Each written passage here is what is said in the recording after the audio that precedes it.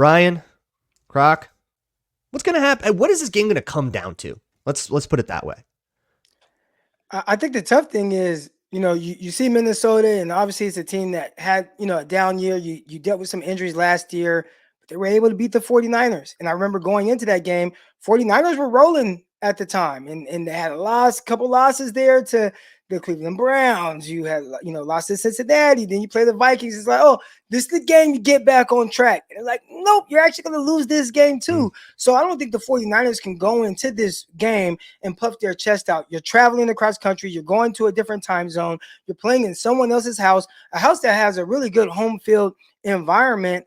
For me, I'm looking to see how the 49ers come out on their first drive, because if you watch the 49ers, really even their first couple drives in the last game, 3 and out on the first drive against the Jets. All right, okay, let's get in the groove. And then the next drive, Fred Warner punched the ball out, forces a fumble. Then what do 49ers do? They go 3 and out again and have to kick a field goal. I don't think that they can have that same kind of slow start this week on the road, because unlike being in the Bay Area in Santa Clara, you got the fans behind you, got the crowd behind you. So even during that time where it's a little low, the energy is still high. You don't want the energy to flip to the Minnesota Vikings. And one thing my coach used to tell us about is false confidence. You don't want to give a team that is the underdog, which home dogs in this game for Minnesota. You're the underdogs. But Easy you start to get the crowd letting in them it, hang around a little bit. They start getting that confidence, like, wait a minute, they bleed like us. And then that's when you get in trouble. So the 49ers, I think for them, one of the keys is they have to start fast. There's a streak. I'm sure the 49ers are aware of this, but do you guys know the last time the 49ers won a football game in Minnesota? 1987.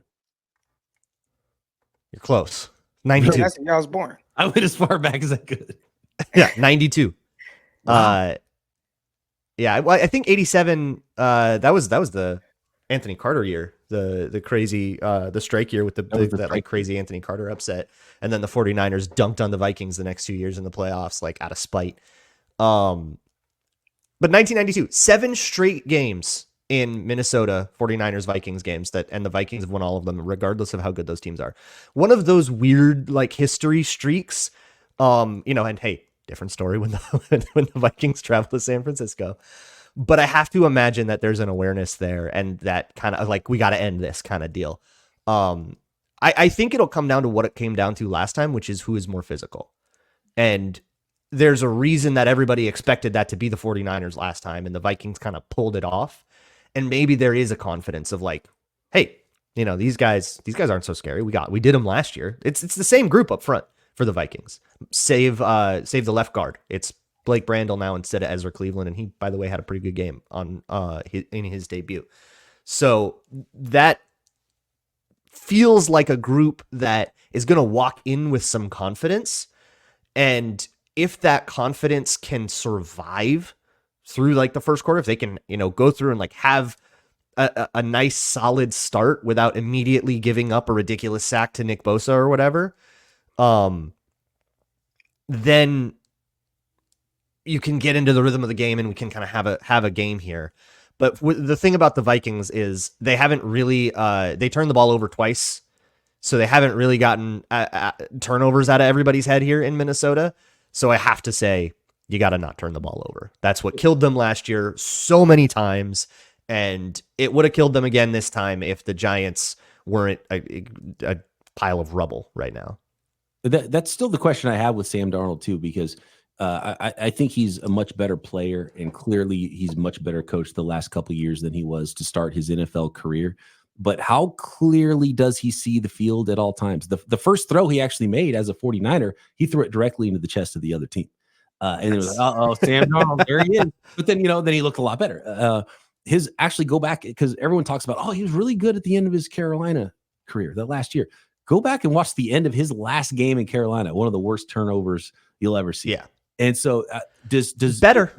The 2 turnovers were not his fault. One was a fumble after the catch by the fullback CJ Ham, and the other one was he was trying to hit Justin Jefferson on a double move for a one-on-one ball, and Dexter Lawrence just smoked the center and hit him as he threw it. It kind of flipped up. Super not his fault either. So yeah, he was very safe with it. and turned down some there were some throws on that tape where you're like, maybe you could hit that, and he turned down all of those. So he's playing a very conservative brand of football for him, but they've found a way to kind of get that mentality in him, but still push the ball downfield sometimes. Yeah, and that's smart. And I do like what the Vikings have on offense, and obviously the best wide receiver, maybe second best wide receiver in the NFL, depending on how you feel about Tyreek Hill. And so, there's a lot of talent there. And I think that's going to be where this game is won and lost. Can the 49ers get that weird Sam Darnold turnover? Can they, force the Vikings into those third and long situations? And the 49ers were really, they didn't actually even pressure Aaron Rodgers all that much. I think he got hit once or twice in the game. Leonard Floyd got a sack, but the 49ers were really good against the run. Breece Hall had a 116-yard run, and then it was like 2 yards per carry otherwise. That's going to be tough. And right. Aaron Jones is the one guy I haven't brought up yet who seems to have unlocked a little bit more of a run game here. He almost got 100 yards in the Giants game, and on 19 carries. He had 6 or 7 yards per carry. It was a great run game. So again, a big test. Because that Giants D line is a good D line. That's Dexter Lawrence, Thibodeau, Brian Burns. That's some good players, and a run on that is an accomplishment. But like you said, the 49ers run defense and winning in the trenches is how they have existed since Kyle Shanahan got there. That has been the bread and butter. I have one more question for you. I don't know about predictions. I don't think I can pick the Vikings for this one. I think that's too much of a homer thing. So if you want to predict, then go ahead. But one question I didn't get to ask: who's the best player on the 49ers defense? So we've had a lot of these. I see why he asked that. Okay, because you got Fred Warner and Nick Bosa. Yeah. Well, Nick Bosa feels like the chalk answer, but does anybody have the hot take that it's Fred Warner? Fred Warner is the heart and soul of the defense. Yeah. He's the heart and soul, and he's the guy I think he's the best in the league. I think position. Because of how he plays, anytime you watch the 49ers, you will 1000% notice 54. He's everywhere. He's flying around. He's jumping over people. He's celebrating. Dreads flying everywhere. There's no way you could watch a 49ers defense and not notice 54. But Nick Bosa, he's damn good. Of course. This is a guy that won Defensive Player of the Year. Had a slow start to last year after holding out. I think he does a lot of the dirty work, and he's just a quiet person. And I think he kind of flies under the radar. So when he's generating a lot of pressure, taking on doubles, splitting nose, you just kind of don't notice it. I don't know if it's something about his demeanor. He off the field, he's really kind of quiet and reserved, kind of stays to himself. But when I say stays to himself, I mean just him and his brother, they go to this Bosa chamber and work out in Florida. It's just he's just kind of his away. So I don't know. With the 49ers defense, who's the best player? I do think it's the easiest thing to say is Nick Bosa, but Fred Warner is the leader of the defense. That's without a doubt. No doubt. And if I was drafting 49ers, I would take Nick Bosa probably over every player on the team. But a lot of that is positional value too. Sure. Fred Warner is unbelievable, and he's so important and so impactful in so many ways, and what they're able to do in coverage with their linebacker. And so many teams nowadays take advantage over the middle of the field, and it's harder to do that against the 49ers because of Fred Warner's out there. But we're being disrespectful to Diamador Lenore, who is the secret superstar in the San Francisco 49ers. Yes. Keep your eye on number 2 out there, Vikings fans. I've been watching his contract, waiting for it to expire so that I can pine for him in free agency. I know. Hey, did you guys see what he said about really earning a spot on the 49ers, and who it was that not only gave him the confidence, but who it was that he challenged himself against this player to get in the good graces with the 49ers and Kyle Shanahan? It was none other than Justin Jefferson. When they had the joint practices, he said, I feel like I'm on that cutting block. I can't make the team. I might get cut. I need to challenge myself in a different way while we're out here in these joint practices. I'm going to follow 18 around. So whether he won a rep or lost a rep, he competed his tail off. And I think that earned him the respect of a lot of people that make big decisions for the 49ers. That's so sick.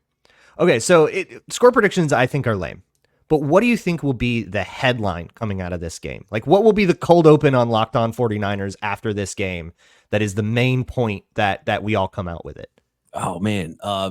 Sam Darnold threw 6 interceptions at the San Francisco 49ers. The the Minnesota Vikings 47-3.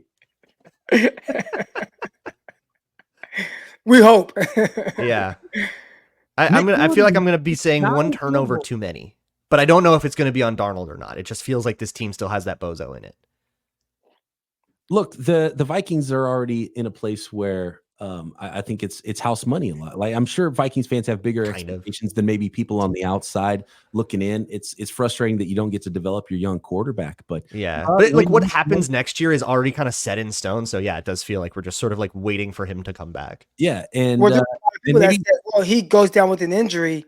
Yeah. Oh, cool, because now you're going to get the #1 overall pick, and you get to pair another very talented player with him. Like that's what we're hearing, and then you win a game, and it's like, wait a minute, how many more of these can we win? And maybe sports is about trying to win. Maybe you realize there's a floor too. Like you have enough good players, and there's a floor when you're a well-coached team, and the organization's put together in a way where you're not going to collapse like that. You're going to be in it, and you get some good quarterback play from a veteran quarterback, and you realize, all right, cool. And if you get your future long-term quarterback in on top of it, and you keep adding players, you're going to still remain a really good team and a really good program. So all of those things are so important. I think it might be a rough one. The 49ers are favored for a reason. You know, maybe if you're picking against the spread, it makes things a little more. I think it was 6. Niners are favored by 6 in a row, 6 on the road. You know, it's a good home dog bet for the Vikings to be competitive and keep it within a touchdown. That's not a terrible bet. I do like the 49ers in this one, though.